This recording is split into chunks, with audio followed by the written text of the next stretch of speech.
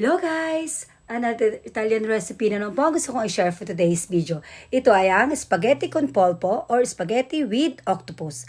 Ang mga ingredients ay spaghetti, polpo or octopus, 2 cloves ng garlic, basil leaves, 1/2 cup ng wine, black pepper to taste, salt to taste, red tomatoes, at 1/2 cup ng tubig.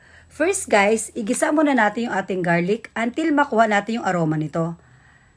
After natin makuha ang aroma ng ating garlic, pwede natin ilagay ating polpo or octopus at igisa. Igisa lang natin to guys for at least 3 minutes.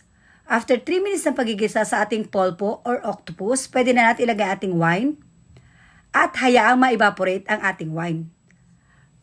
At pag na-evaporate na guys ang ating wine, pwede na natin ilagay ang ating red tomatoes at ang ating tubig. Halu-haluin lang at hayaang magisa at maluto ang ating red tomatoes.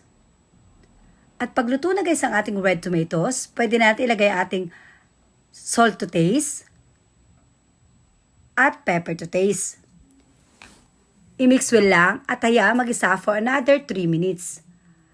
After 3 minutes ng pagigisa sa ating polpo at red tomatoes, pwede na natin ilagay ating basil leaves. I-mix well lang muli.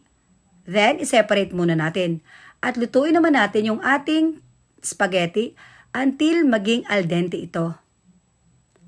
At kapag al dente na guys ang ating spaghetti, pwede na natin ihalo sa ating polpo.